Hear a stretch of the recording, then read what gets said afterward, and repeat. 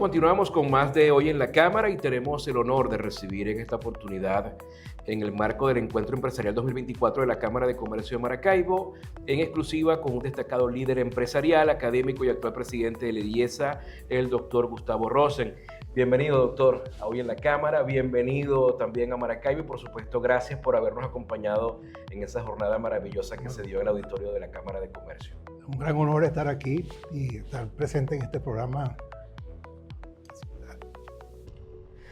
Hablemos un poco acerca de lo que fue la conferencia, sobre todo porque anticiparse a los cambios, convertirse, de eso plantea un poco también tener resiliencia, tener proactividad, pero también las herramientas necesarias para hacerlo, ¿no? No solamente de voluntad y de iniciativa se vive. ¿Cómo ve usted el enfoque para poder alcanzar todo eso que usted planteó en la conferencia?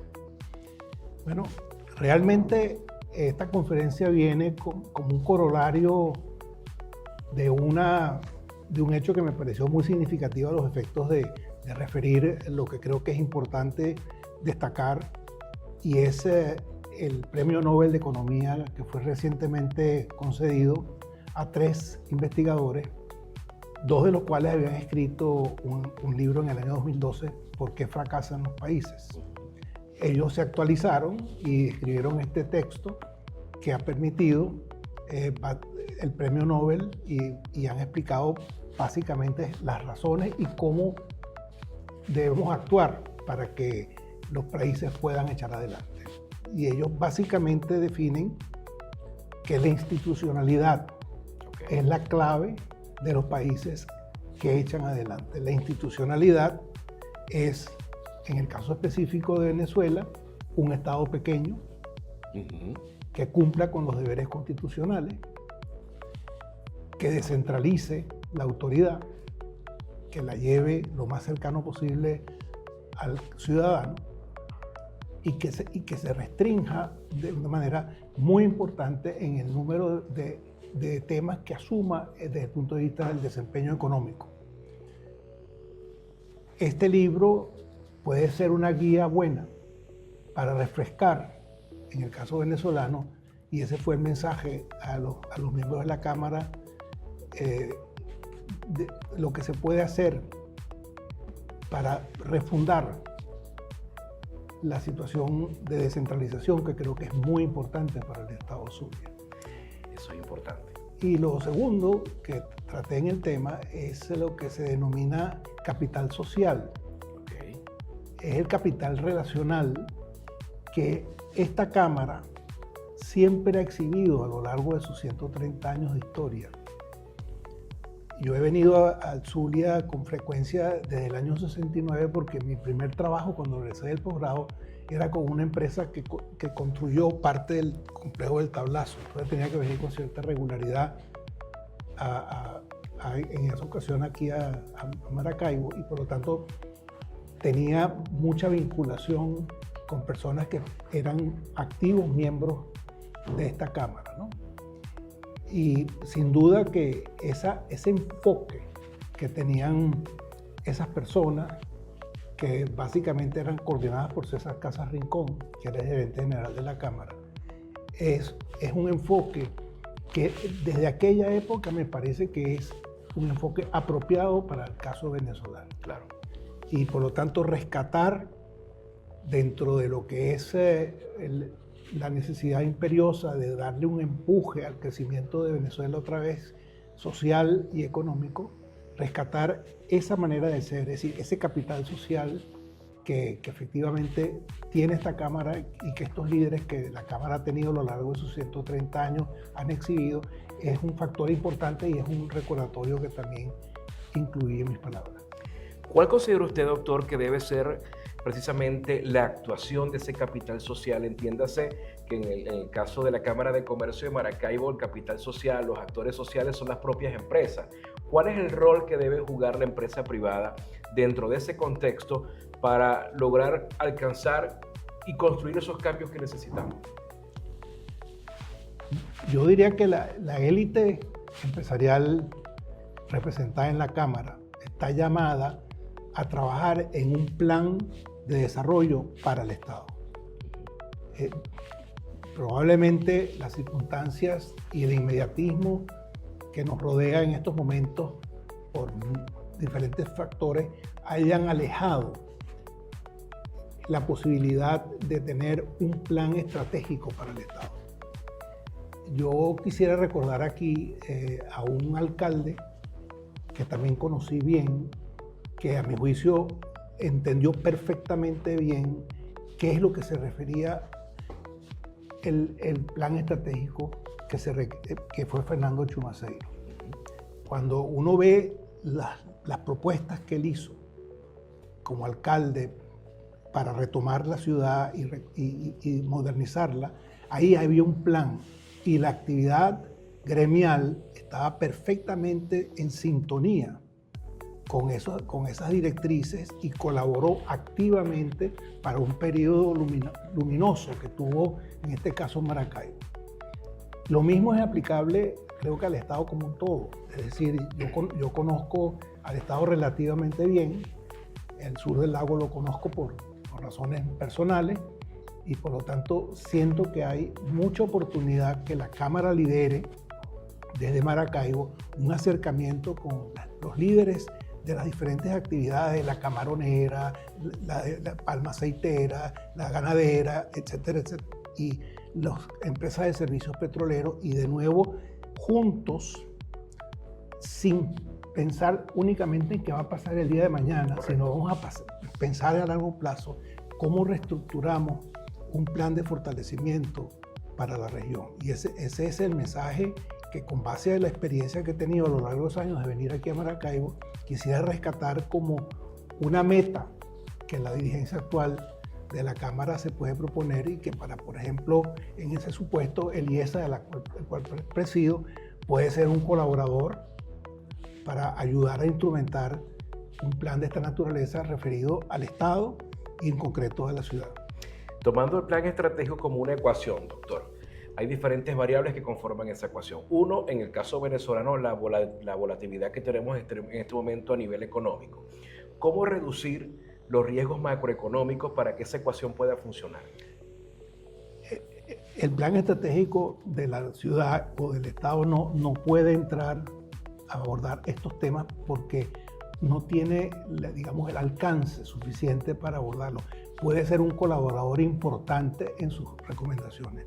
El plan estratégico del país tiene que ser un programa para el país como un todo, y ese programa tiene que pasar por, digamos, reoccidentalizar los valores del país. ¿Qué significa en este caso reoccidentalizar? Ya lo dije antes, el Estado redúcelo a lo que la Constitución te ordena y no te metas en lo demás que lo pueden hacer los privados o los particulares, y por lo tanto salte de los terrenos que no son tuyos y donde te has metido y nos has creado unos pasivos muy grandes y que tienen que ser abordados también con muchísima objetividad. Nosotros estamos enfrentando a un país altamente endeudado, tal y como tenemos en el IESA la información. La deuda externa consolidada son 168.000 millones de dólares. Eso es 200% del Producto Interno Bruto. Eso es de las deudas más altas que tiene el mundo. A manera de contraste, en 1998, la deuda externa eran 38% del PIB. Ahora son 200% del PIB, lo cual evidentemente pone los retos por delante muy complejo. La Cámara puede evidentemente colaborar, pero este trabajo tiene que ser un trabajo de muchas personas. Por supuesto. Zulianos, estoy seguro que habrá muchos, donde empecemos a decir cuáles son los programas claves de una agenda de recuperación de los valores occidentales en la conducción económica del país. Y ese es uno. El otro tiene que ver con el hecho cierto que la energía fósil tiene un periodo de maduración con sus días contados. Es decir, ya las energías alternativas ya están surgiendo con mucha fuerza y por lo tanto la presencia de un Estado o de un gobierno en una actividad extractiva que tiene fecha de vencimiento, 2050 dice la Exxon, por ejemplo, que ahí empieza a declinar el consumo de energía fósil en el planeta. En ese momento va a haber una guerra de precios mundial por vender el último barril de petróleo. Entonces, en un mundo como el petrolero, 20 años no es nada. Así es. Y por lo tanto, si uno tiene una visión estratégica, dice, estos 20 años que me quedan antes que empiece a declinar mi participación en esta actividad, yo se los voy a entregar a los particulares y ellos que hagan con eso lo que puedan. Claro. Y por lo tanto, la modernización de nuestra ley de hidrocarburos me parece que es un hecho fáctico, práctico, que hay que abordar sin que esto esté teñido por ideologías, ni nada, sino sencillamente si esta es la realidad, es muy distinto al año 45, donde obviamente el petróleo no tenía rivales. Así es. Y desplazó al carbón. Entonces, la energía fósil hoy es el carbón de entonces. Entonces, en definitiva, un plan con relación a la apertura de la actividad petrolera es un tema que también creo que debe estar incluido en esta propuesta de país, y aquí sí creo específicamente que hay suficiente conocimiento en el estado Zulia y Maracaibo en particular para hacer aportes muy, muy grandes para definir un programa de apertura, no solamente en el marco legal, sino cómo hacerlo, ¿no? Yo he leído con mucho interés en el caso de la apertura petrolera, que considero indispensable, la creación de esa unidad que administraría los yacimientos, que es distinta al Ministerio y distinta a PDVSA. Correcto. Esa unidad tiene una enorme importancia porque ahí estarían digamos, reducidas o concretadas todo el proceso de apertura que se haría sobre los campos donde PDVSA, reestructurada financieramente, porque parte de esa deuda que dije corresponde, 48.000 millones, viene de PDVSA. Una vez reestructurada, ella podría aspirar a participar en las licitaciones en competencia con los otros participantes en este juego de apertura que estoy planteando. En el caso concreto de la energía fósil, básicamente el estado Zulia y Maracaibo en particular tienen que entender que ya el lago no es lo que era, que ahora se llama La Faja, y que los capitales que van a venir van a ir más bien hacia el oriente del país. Y que por lo tanto la actividad que hay que desplegar aquí para maximizar el rendimiento de los yacimientos que quedan y de los campos que quedan es una actividad que va a requerir mucho capital, mucha tecnología y mucha gerencia y mucha compenetración con el medio ambiente, porque los daños ecológicos que han habido son muy, muy, muy severos y por lo tanto hay que trabajar en su saneamiento. Entonces esa sería, después de la deuda externa, que es una negociación necesaria con los acreedores coordinados por el fondo, la segunda es la apertura petrolera. Correcto. Una vez que la apertura petrolera se ordene y estemos dentro de lo que hablábamos al principio, de una institucionalidad de la que está escrita el libro de los premios Nobel, vendría la separación de poderes y la descentralización. A partir del momento en que efectivamente exista una separación de poderes, en ese momento y con esos dos supuestos de deuda y petróleo ya andando, van a venir múltiples oportunidades para hacer crecer la actividad privada en el país, porque la locomotora va a seguir siendo, una vez reestructurada la deuda, la apertura petrolera. Eso va a significar probablemente una inversión anual, en función de los estudios que yo he podido ver en el IESA, de 10.000 millones de dólares anuales, ya en manos privadas. Claro. Eso es una cantidad apreciable de dinero que va a traer mucha actividad de herrería, de trabajo, etcétera, de recuperación. Entonces, y hay un bagaje muy grande de empresas que están guardadas en alguna parte, expropiadas o que fueron de la CBF o la tal, que básicamente deberían salir al mercado para ser vendidas. Es probable que en esa venta no se recupere mayormente la inversión que se pudo haber hecho. En muchos casos no hubo una inversión, pues no se pagaron las expropiaciones. Claro. Pero hay problemas judiciales asociados con su liquidación que el país va a tener que enfrentar, que no, por cierto, no está medida en la cifra que le di de la deuda. Correcto. Pero en definitiva, esas actividades habrá que actualizarlas tecnológicamente. Probablemente son equipos que estén desactualizados, hay que digitalizarlo, todo lo cual sin duda le va a dar una oportunidad de participación al privado muy significativa. Correcto. Y asociada con ella se va a fortalecer mucho el tema educativo, porque hoy en día hay ciertas informaciones que también tenemos en IESA que van a ser verdaderamente claves para entender qué hacer.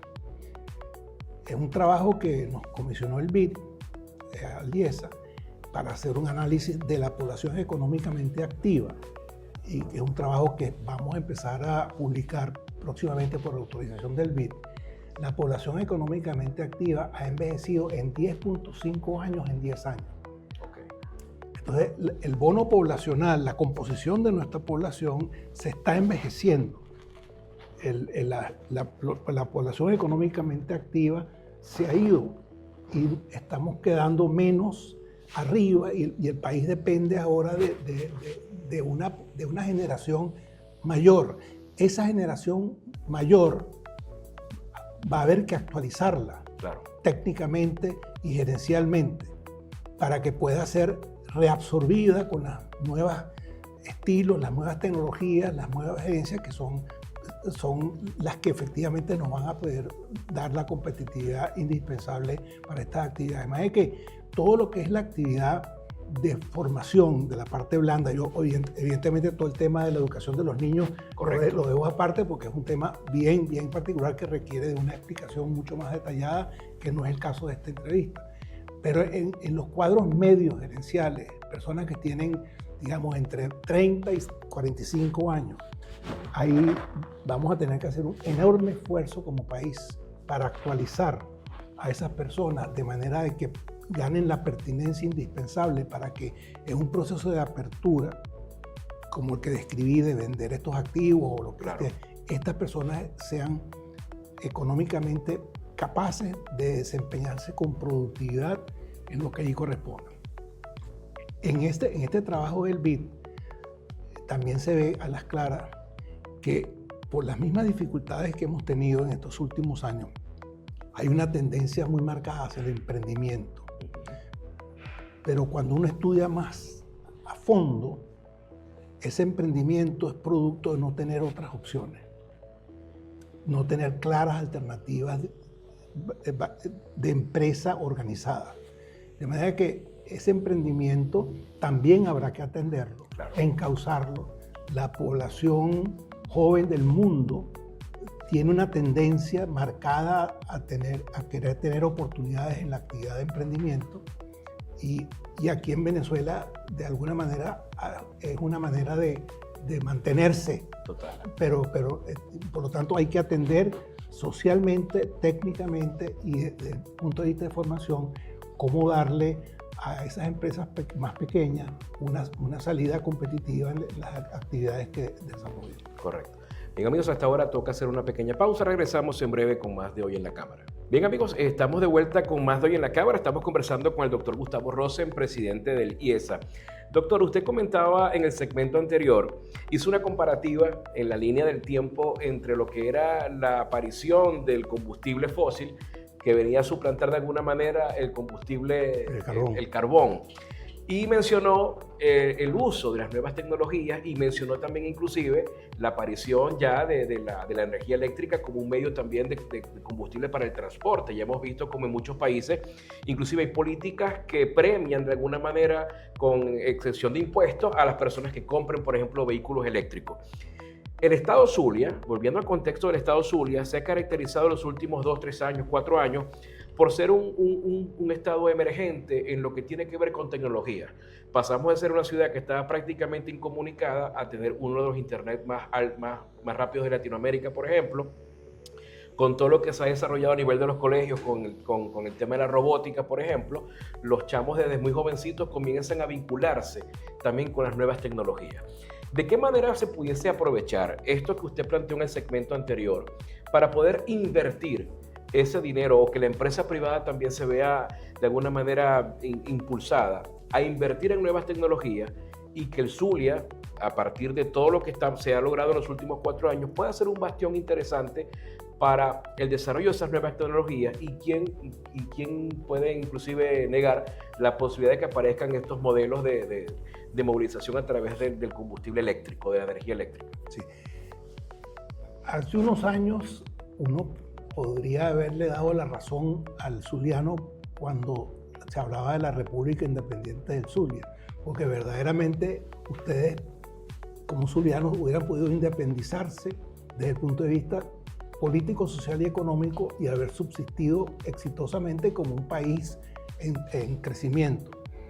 Esas mismas razones por las cuales uno hablaba de la República Independiente del Zulia siguen presentes, y por lo tanto las fuentes para la generación eléctrica, en el caso zuliano, hay que seguirlas trabajando. Aquí existía una de las compañías más exitosas de electricidad, estaba ubicada aquí en Maracaibo. Correcto. Por lo tanto, ¿por qué no? Ahí hay un caudal de información que estoy seguro que existe en los planos de la ciudad, que se puede rescatar a los efectos de hacer más productiva la actividad propia de la ciudad. Yo no conozco bien la estructura del resto del Estado desde el punto de vista de su infraestructura. Y con respecto a la digitalización, sin duda que el hecho de la tecnología de la información está para quedarse, es así. Yo, por lo que yo he podido leer ya en lo personal, el modelo de automóvil que va a prosperar es el híbrido. El eléctrico tiene algunas fallas, y por eso es que China está estableciendo los subsidios que estableció para tratar de colocar los suyos, pero los alemanes van más lentos. Creen que el modelo híbrido es el modelo que va a imperar en la definitiva. Creo recordar, no estoy seguro, que algunas de las empresas grandes japonesas piensan de la misma manera. Entonces, yo diría que trabajar en torno a esa solución, si esa es la solución que efectivamente en ese plan estratégico del cual estoy hablando, que es del país, pero también del Estado, correcto, entra. Entonces, ¿cómo me alineo con la productividad para darle salida a esto, y qué tipo de inversiones debo hacer para hacerlo? Y eso es la belleza del plan, donde participen todos y donde estas cosas puedan discutirse y se escoja un modelo. ¿Es el modelo eléctrico solamente? Pues entonces, ¿qué tienes que hacer entonces? Si es el modelo híbrido, seguramente hay que hacer cosas distintas. Si es un modelo de combustión interna nada más, eso tiene otro tipo de decisiones. Para usar el ejemplo del automóvil como una manera de aterrizar el concepto del plan estratégico específicamente en un ramo de actividad humana.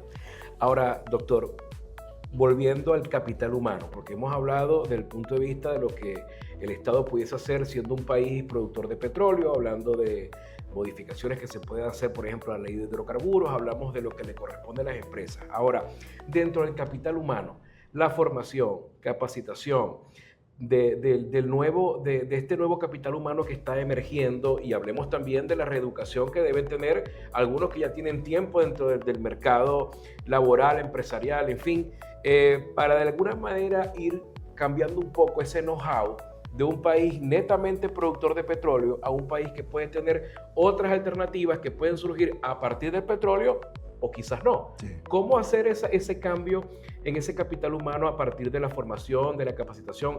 Ya hablo de las habilidades blandas, por ejemplo, pero ¿qué más se necesita?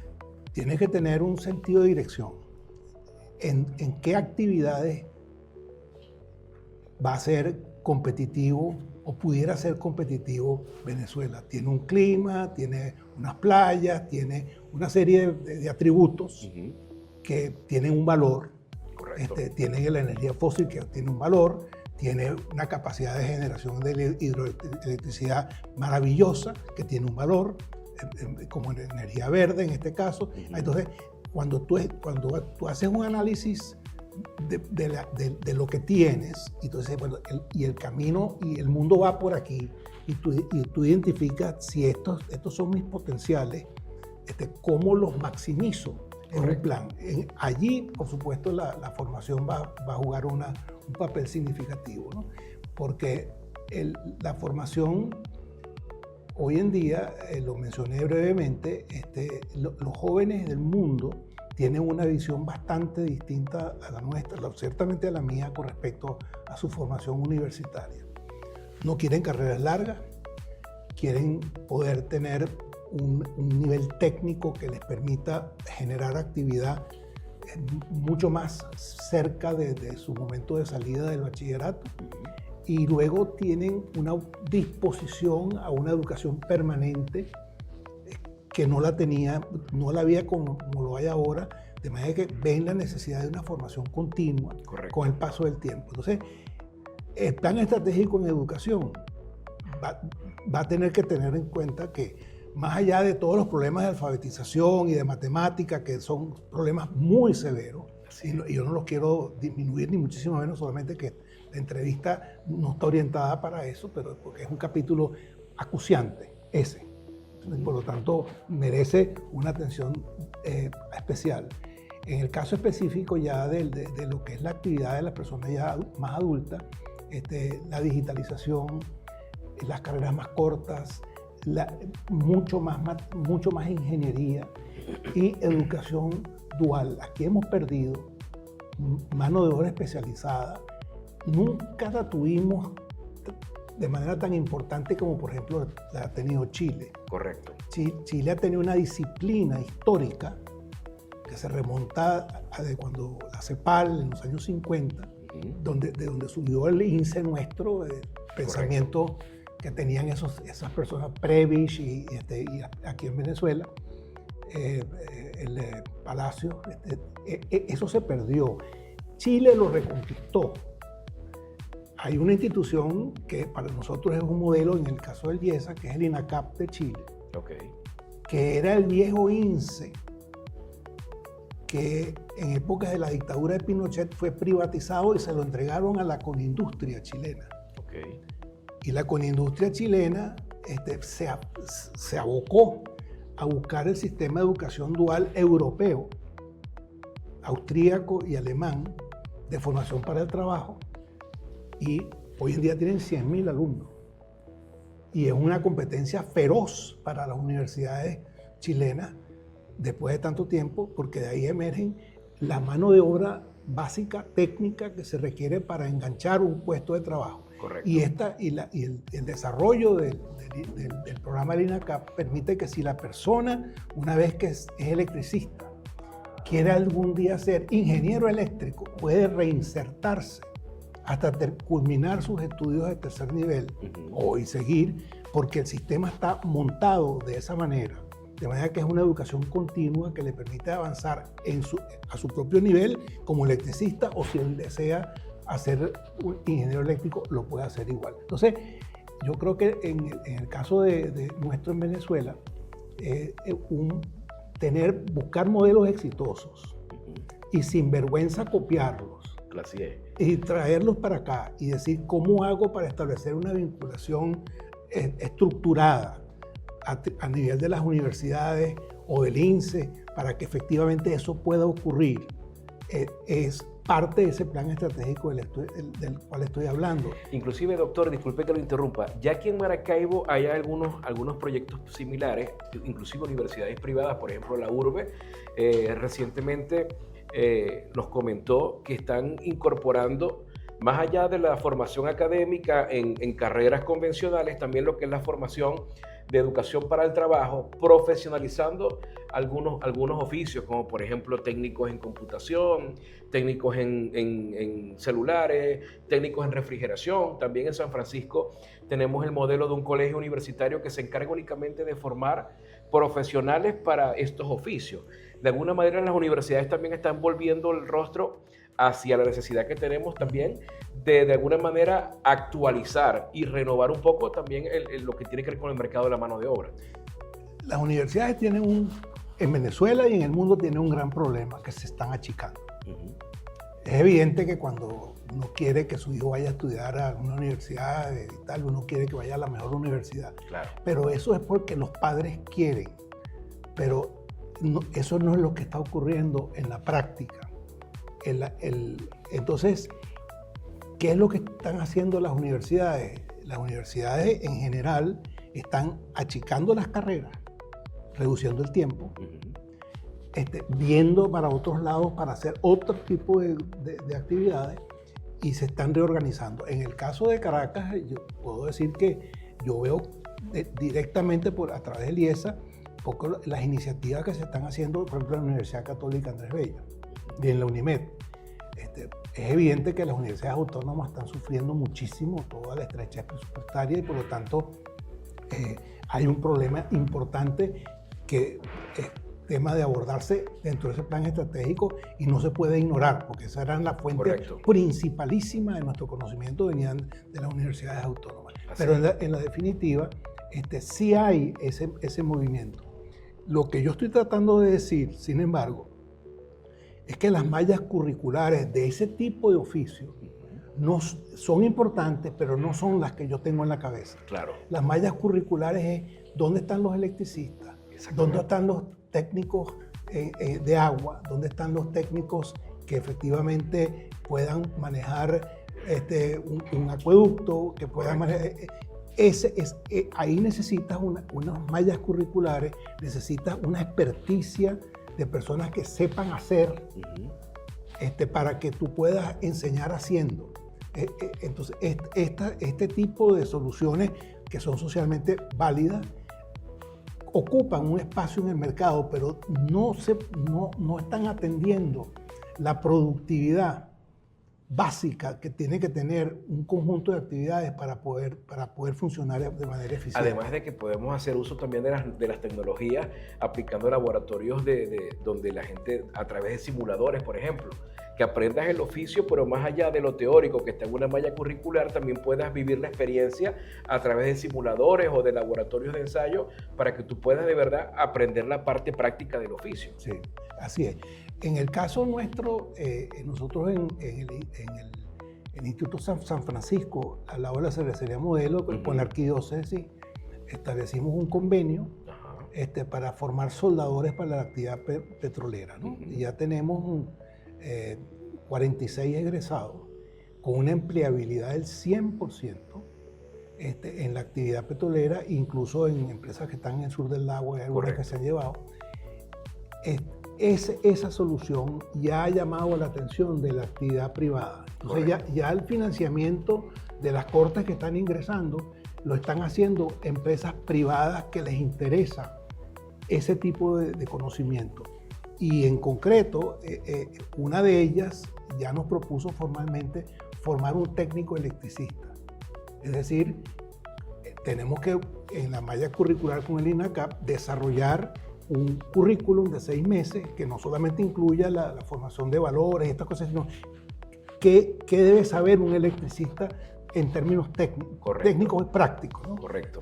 Entonces y eso lo estamos haciendo extensivo a otras partes en el país con bastante éxito. En el caso de Acarigua, donde estamos también participando, los centrales azucareros nos pidieron que formáramos a 30 expertos integrales en refinación de azúcar, porque la refinación de azúcar se ha vuelto relativamente improductiva para ellos en comparación con las alternativas que puede haber, y entonces sienten que parte de las debilidades está en el recurso humano que está en el área de refinación, que es la etapa final de la producción de azúcar. Bien, nosotros a esta hora tenemos que hacer una pausa, ya regresamos en breve con más de Hoy en la Cámara. Bueno, amigos, continuamos con Más de Hoy en la Cámara. Estamos conversando con el doctor Gustavo Rosen, presidente del IESA. Interesantes temáticas que nos trajo en su conferencia que presentó el día de ayer, el pasado jueves, en el Auditorio César Casa Rincón de la Cámara de Comercio de Maracaibo. Doctor, cambiando un poco el tema y entrando ya en materia económica, dentro de todo este modelo que usted está presentando, ¿cómo sugiere que las empresas pueden adaptar los modelos de costos y sus estructuras de capital para soportar el impacto de la inflación y la devaluación? ¿Y cuáles son las estrategias de cobertura cambiaria que podrían considerarse efectivas bajo la normativa venezolana? Bueno,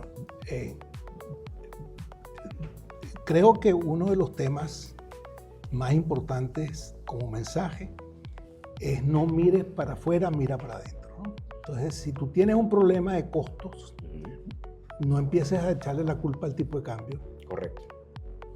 Proponte un presupuesto base cero y ve con tu gente, tu equipo, qué es lo que tú puedes hacer mejor para no perder competitividad.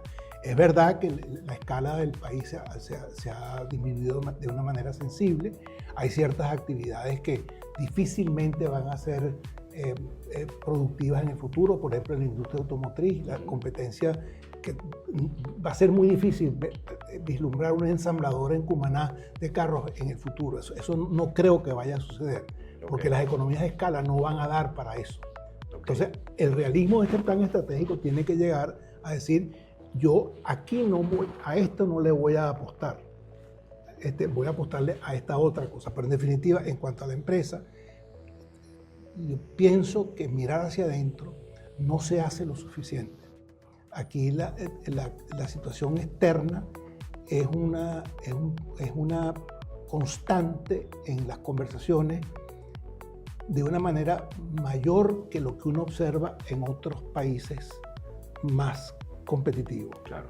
Si uno establece, por ejemplo, un análisis comparativo con Colombia, que es un país vecino, el empresario colombiano va mucho más a verse él y cómo hago yo competitiva mi actividad y echarle menos la culpa al gobierno de las cosas. Eso en general como disciplina propia.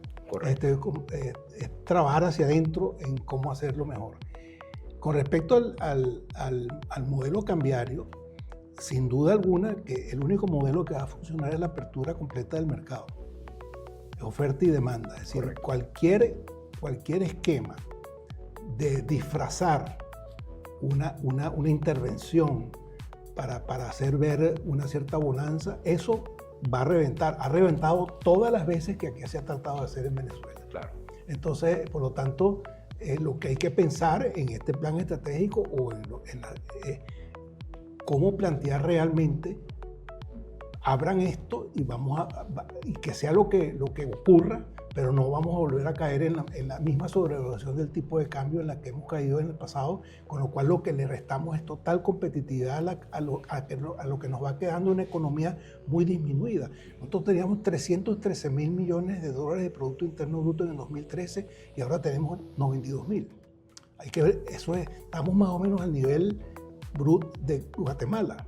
Entonces, no entendemos a veces cómo bajamos del 10º piso al 2º piso y creemos que estamos en el 10º piso. No estamos. Correcto. Entonces tenemos que entender la escala a donde hemos llegado y empezar de ahí. Considerando la integración de las cadenas de valor en el contexto venezolano, doctor, ¿qué medidas logísticas y de control de inventario resultan más adecuadas para empresas que buscan mitigar riesgos en la cadena de suministro y asegurar la continuidad operativa? Bueno, obviamente, si pudiéramos tener el just-in-time japonés, sería una maravilla. Pero hoy en día, básicamente se está produciendo relativamente poco de las materias primas esenciales en el país. Y para poder traerlas se necesitan 8 meses de tiempo, ¿no? Y pagar el 30% de antemano y el 70% cuando barco que termine en Jamaica para que tenga un transbordo para Venezuela. Correcto.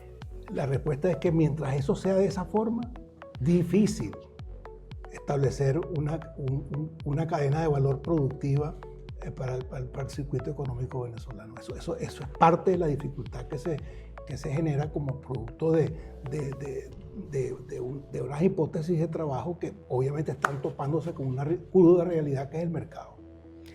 En la economía actual de Venezuela, ¿cómo evalúa la implementación de modelos de negocio basados en activos intangibles y cuál considera que son los principales desafíos regulatorios y de mercado que estos modelos enfrenta Venezuela?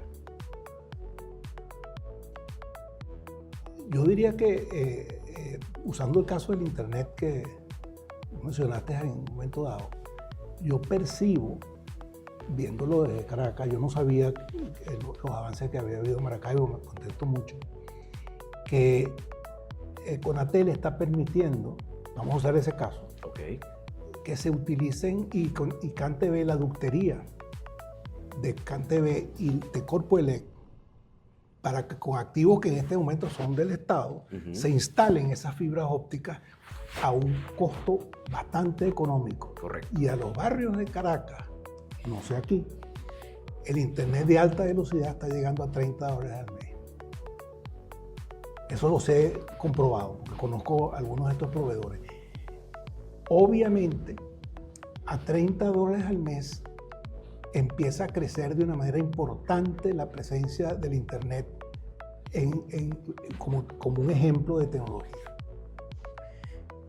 Dentro de lo que yo recomendaría es cómo podemos sentarnos con esas mismas empresas que están en manos de ingenieros jóvenes, algunos de los cuales fueron empleados de CanTV en su día, que ahora tienen su fibra óptica instalada y que tienen esa actividad que les va bien. Ahora me vas a ayudar a instalar ese mismo Internet en las escuelas públicas. Vamos a decir las escuelas públicas o las de fe y alegría si quieres empezar con una empresa privada. De manera de poder tener esa velocidad en la escuela. Correcto.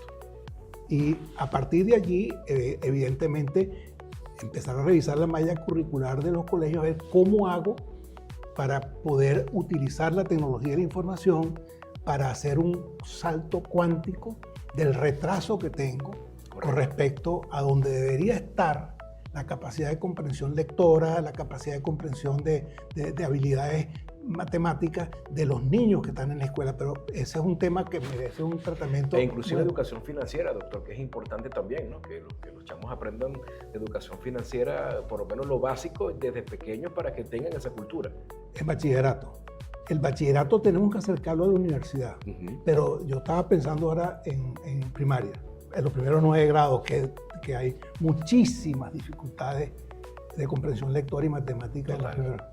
Pero de verdad muchos. Totalmente. Entonces, pero allí en una tecnología como esta de la digitalización, con estas soluciones, si se quiere, una especie de aceptación de que estos tubos que son míos, métete por aquí y yo te voy a dar un permiso para que tú operes y entonces tú te instalas, porque tú sabes, tú instalas fibra óptica y eres capaz de llevar a los barrios de Maracaibo o de Caracas, que es lo que yo conozco mejor en este caso, un Internet de altísima velocidad a un precio bastante razonable. Usted acaba de mencionar un ejemplo que tiene que ver un poco con la pregunta siguiente, doctor, que es una alianza entre Conatel y las empresas que prestan servicio de Internet. Hablando precisamente de esas alianzas que se pueden hacer público-privadas en el desarrollo de infraestructura en Venezuela, ¿cómo las empresas pueden optimizar estas colaboraciones para generar impacto económico sostenible a largo plazo?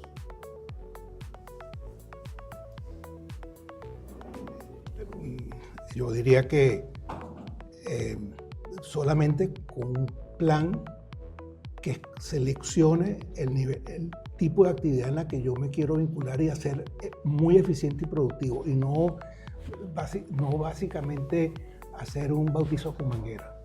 Es especificidad la que se requiere. Correcto. Bueno, ya para cerrar la entrevista me gustaría que usted compartiera un mensaje final para las personas que lo están escuchando en el programa de Hoy en la Cámara. Aquí están escuchando hoy empresarios, emprendedores, amas de casa, jóvenes que también están estudiando y se están formando. ¿Qué mensaje les transmitiría usted en la mañana de hoy? El mensaje es de optimismo. Esta Cámara sin duda es un representante muy autorizado de un optimismo histórico de 130 años. estoy casi seguro que es la más antigua del país, por lo menos más antigua que la Cámara de Caracas es.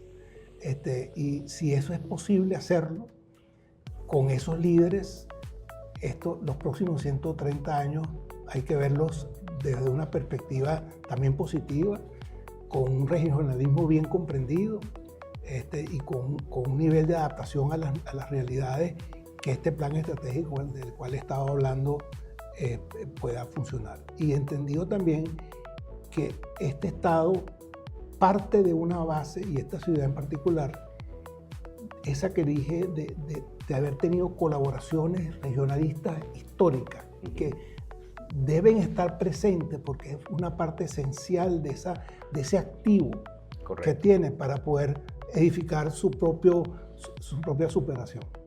Bien.